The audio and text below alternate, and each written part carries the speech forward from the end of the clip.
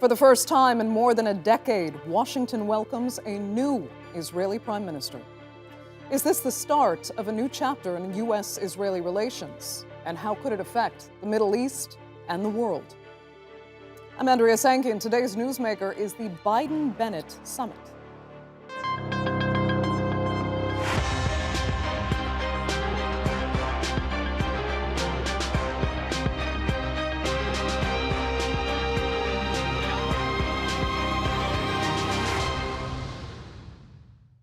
Well, it's a special relationship, but also a very complicated one. The U.S. and Israel have shared friendly ties for decades. Over the years, Washington has sent billions of dollars in aid to its ally and played a pivotal role in funding and supplying Israel's Iron Dome missile defense system. Israel is the largest recipient of U.S. aid in the world, getting an average of $3.8 billion a year. And that number has been increasing every decade. But while the relationship has always been pretty strong, there have been a few stumbling blocks along the way, especially with Democratic presidents. When Barack Obama was in office, he refused to block a UN Security Council resolution condemning illegal Israeli settlements. That decision angered then Prime Minister Benjamin Netanyahu. He was much happier dealing with Donald Trump, once calling him the greatest friend Israel has ever had in the White House. But it's no longer Netanyahu or Trump. For the first time in more than 12 years, the U.S. is dealing with a new Israeli Prime Minister. Naftali Bennett has only been in power for a few months, but before heading to Washington for his first overseas trip, he wasn't afraid to make his intentions clear. Iran is behaving in a bullying and aggressive manner throughout the region. I will tell President Biden that it is time to stop the Iranians, to stop this thing, not to give them a lifeline in the form of re-entering into a nuclear agreement that has already expired. It is no longer relevant, even according to those who once thought it was relevant. So Iran and the nuclear deal is clearly high on the agenda for Naftali Bennett, but will he be able to prevent the Biden administration from reviving the JCPOA? To discuss that and more, I'm joined now from Tel Aviv by David Aaronson. He's a former senior advisor to Israel's Minister of Regional Cooperation. Khalil Jahshan is the executive director of the Arab Center in Washington, D.C. And also from the U.S. Capitol is Annelle Sheline, a research fellow in the Middle East program at the Quincy Institute. Thanks all so much for being with me. Annelle, I'm going to start with you. Under Naftali Bennett so far, Israeli foreign policy seems pretty singularly focused on containing or fighting what they're calling Iranian aggression. He seems to have defined Tehran as really the biggest threat to Israel's security at present. Do you think it is that serious a threat, and is Bennett's a well-guided approach? I think that the more aggressive Israel behaves towards Iran, the more aggression we're going to see in response from Iran. And to this extent, Israel is behaving very similarly to countries like Saudi Arabia or the UAE, who count on the United States to back them up when they behave aggressively towards Iran, even though this may not actually be in U.S. interests. As Biden has said, he would like to return to the nuclear deal, which was the only thing that was preventing Iran from moving towards developing the possibility of acquiring nuclear weapons. It was working quite effectively until Trump pulled out of it. So I think it's very important that Biden returns to diplomacy. Obviously, Rob Malley is trying to do that, the special envoy to Iran that Biden appointed.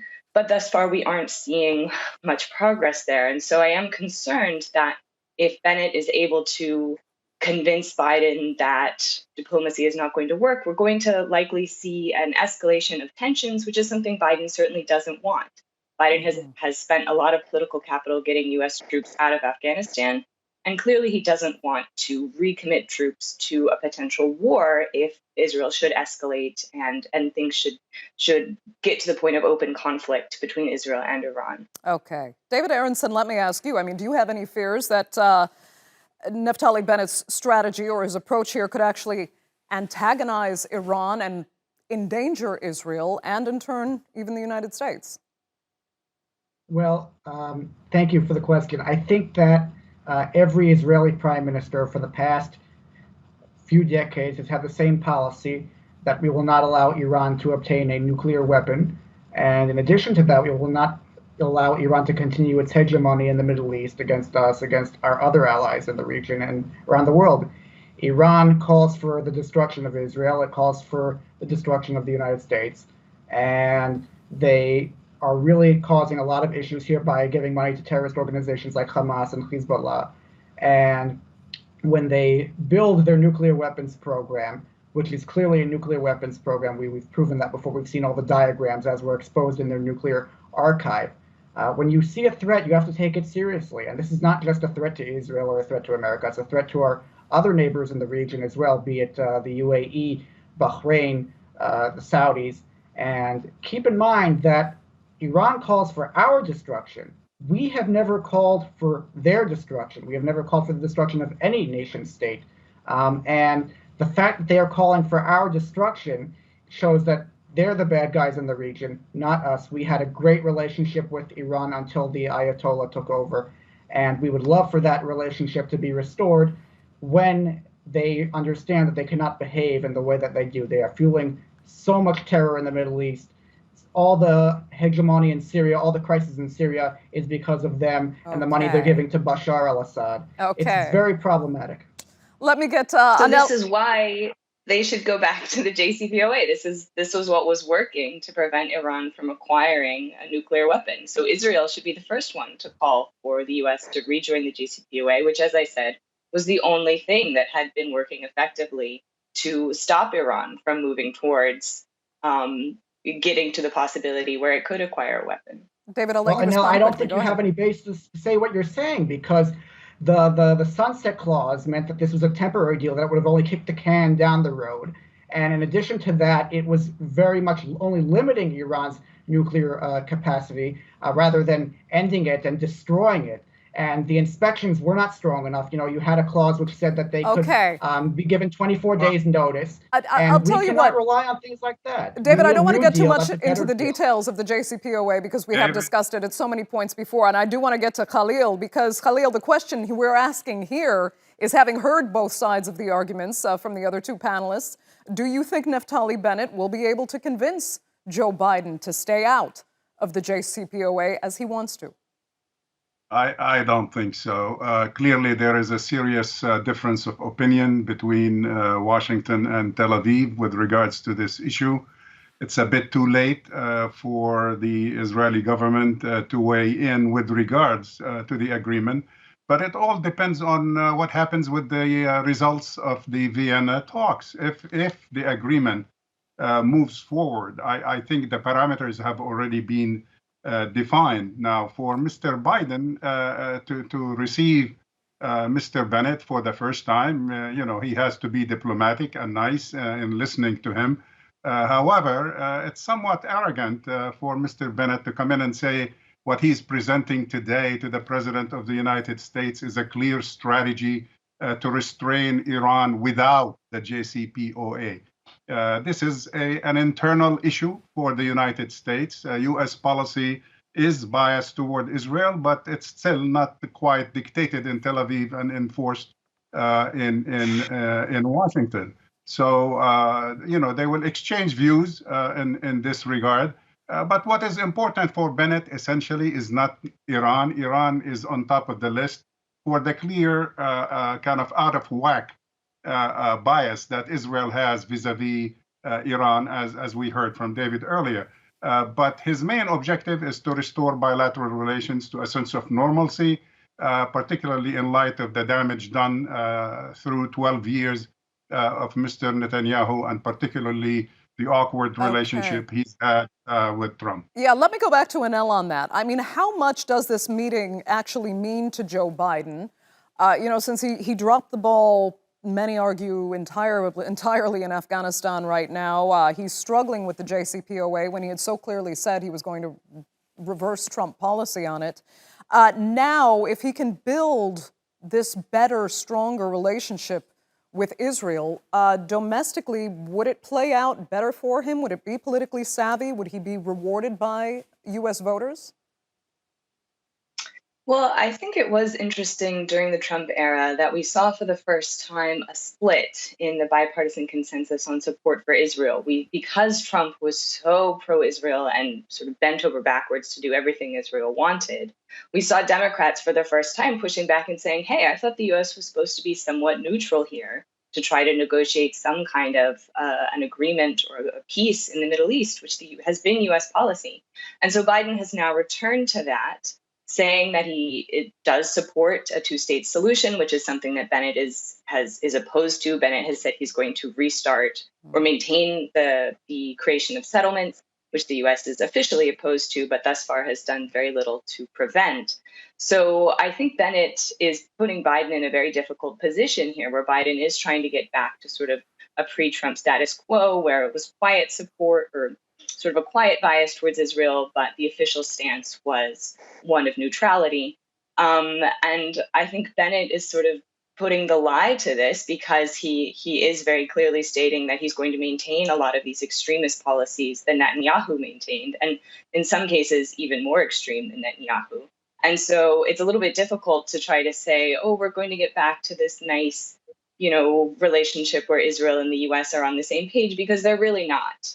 And so for all that both leaders, I think, would like this to be a nice photo opportunity for both of them, both of whom are struggling at home domestically, I think we need to be realistic about the fact that Israeli preferences are not American preferences. Okay. I mean, David, do you hope this will be more than just a photo opportunity in the end? I hope it'll be much more than a photo opportunity. Biden likes to say that he's had a relationship with every Israeli prime minister since Golda Meir, and that's true. In addition to that, Israel's relationship with the United States is a natural one. We're both democracies with similar values of peace, security, prosperity, free press, freedom of expression, and the like. And when Israel looks at the United States, we don't see red states or blue states. We don't see Republicans or Democrats. We see all of you as Americans. And to us, you're all Americans and you're all our friends. And we would like to see this relationship continue regardless of who's in the White House or regardless of who's in the Prime Minister's office at any given time, because it serves our interests. It serves the interests not just of us, but also of our partners in the region when confronting aggressive states like Iran and when confronting terrorism, whether by giving intelligence reports to the United States that help protect American soldiers as well. So this is something that we would like to see continue. It's in the interest of both our countries and both our peoples. Okay. And I hope that both the leaders will continue to strengthen this alliance. Okay. Khalil Jahshan, let me ask you this. Naftali Bennett really wants to strengthen ties with Arab nations that they've already built under the Abraham Accords in order to really just further isolate Iran.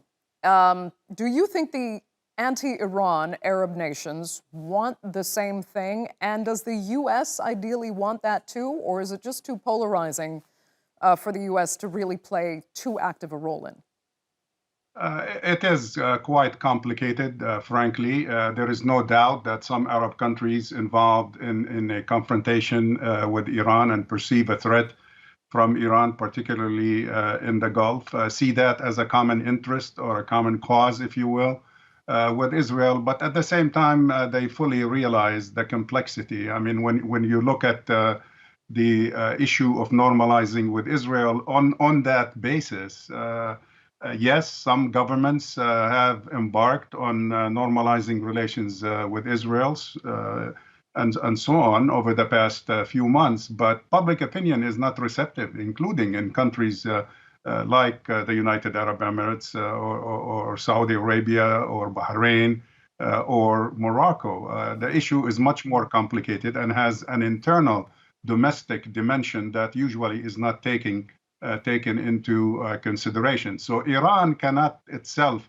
whether in terms of agreement with Iran, reconciling with Iran, or war with Iran, is not necessarily the most unifying policy or factor in Middle East politics. There are other issues. And what Israel is using is trying to manipulate the issue of Iran to befriend certain Arab countries in order to implement its policy that Mr. Bennett describes as shrinking the conflict. Well, shrinking the conflict, what he means by that is driving the Palestine issue into oblivion. through symbolic gestures here and there, and that's what he's proposing. So the least promising aspect of the agenda at today's meeting is going to be Palestine, Israel and Palestine. He doesn't believe in peace. He doesn't believe in a two-state solution, which is the core of U.S. policy, of Mr. Biden's policy in the Middle East. He doesn't believe in reopening the consulate in Jerusalem. He doesn't believe in freezing settlements the way the administration would like to see. So there is very little in common. And all these have to be balanced from the perspective of an American administration. Annelle, I can see you agree. I mean, does forming, a stronger, better relationship between Israel and the United States and this stronger relationship Naftali Bennett wants to see with various Arab countries, does all of that just mean throwing Palestinians even further under the bus? Unfortunately, I think that is what that means, as though, as my colleague pointed out, this does not play well on the Arab street. And so moving forward, increasingly, as we're seeing pressures similar to what arose during the Arab Spring, I mean, none of those issues have been resolved in terms of the fundamental inability of these countries to deliver what their peoples need. So we are likely to increasingly see more unrest, especially as climate change becomes increasingly more of a factor for the entire region. So I do think it is crucial for these governments to pay attention to what their people want. And they want a solution for the Palestinian people.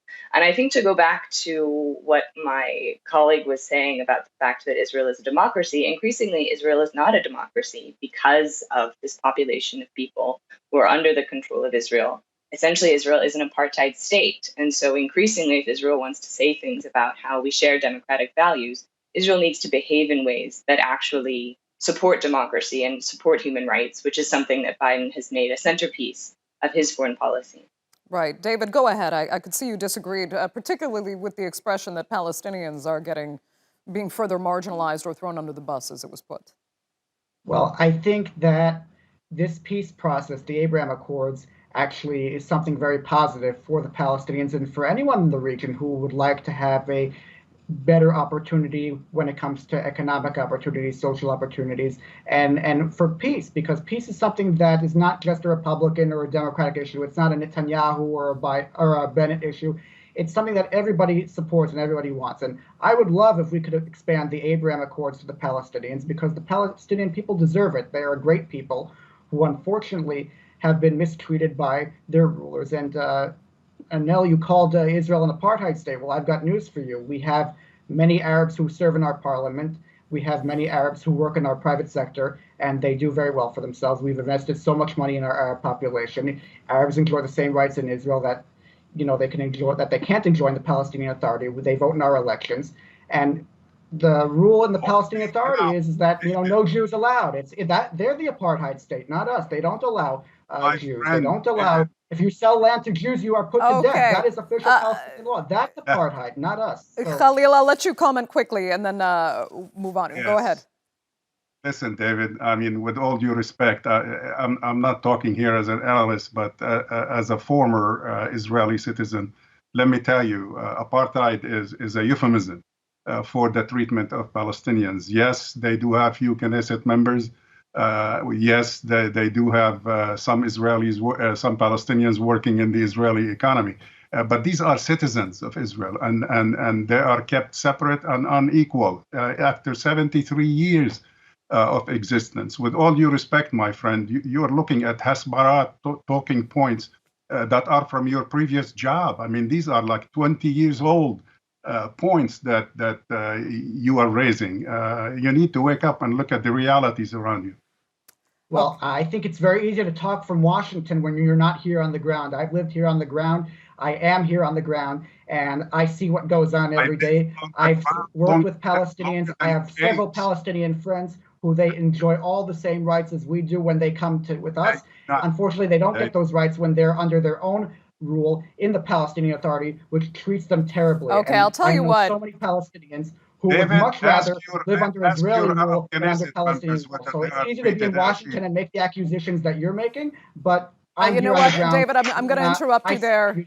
Yeah, we've again heard both sides of this argument many times before, but I would like to stay on track here with the summit that's now underway in Washington.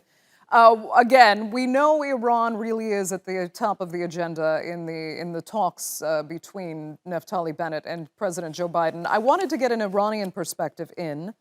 And Fouad Izadi, he's a professor of American Studies at Tehran University. He spoke to us earlier about Iran's position on the U.S.-Israeli relationship and the approach towards Iran. Let's listen quickly to what he had to say. The U.S. policy towards Iran has been a failure. They have not been able to achieve their goals. The Israeli policy towards Iran has been a failure. They have not been able to achieve their goals against Iran. And meeting between these two guys is not going to seriously concern anyone in Tehran. Mr. Bennett doesn't like the nuclear agreement, but we saw what happened to Netanyahu. He also didn't like the agreement, and the agreement went through. So overall, given the fact that the United States is not in a good shape in the Middle East, we can put Afghanistan as an example of how the U.S. is doing in its foreign policy, and the fact that Israelis made a mess when they wanted to attack Palestinians a few months ago in the confrontation they had. Iranian leaders generally think that they can handle both Mr. Biden and Mr. Bennett, similar ways that they have done so in the last 42 years since the victory of the Islamic Revolution. So there you have it. Iran's steadfast stance that both the United States and Israel are actually in more of a weakened position than they care to realize. And, you know, David, I'm going to come back to you on this one because Bennett's response to Iran's stance is that, fine, we will continue to try to isolate Iran and also continue attacks on Iran's nuclear program, which is not a secret. Bennett is vowing to continue those. So tell us what more we're going to see then from Israel as far as Israel's aggression toward Iran is concerned, and the gray area stuff we'll remember that Naftali Bennett actually talked about. Well, you asked me about Israel's aggression towards Iran. I would say that the proper question would be, what will be Iran's aggression towards Israel? Okay, we know what Iran's aggression is. Israel has defined that over and over, but now right. Israel has said it will continue covert attacks. I'm curious as to what threatened, and Israel will continue to always defend itself by itself against any threat. And if Iran will change its behavior, then perhaps the scenario will be different. But we've seen this new president, Raisi, who's been named the butcher of Tehran, has continued and only made more powerful his threats against us. And he's only become even more of a hardliner than the previous government, which was also a hardliner. But this is something that's becoming more and more violent and more threatening each day. And if we're threatened, we're not going to stand by and do nothing. We're going to have to respond. And just like any other democracy would if it was threatened. So that's the plan. And I would hope that my prime minister, regardless of which party he comes from, would defend me and my fellow Israelis. Okay, Annelle, I mean, and that goes back to the initial point you were making, that you kind of foresee some very dangerous escalation on the horizon if this is going to continue to be the stance.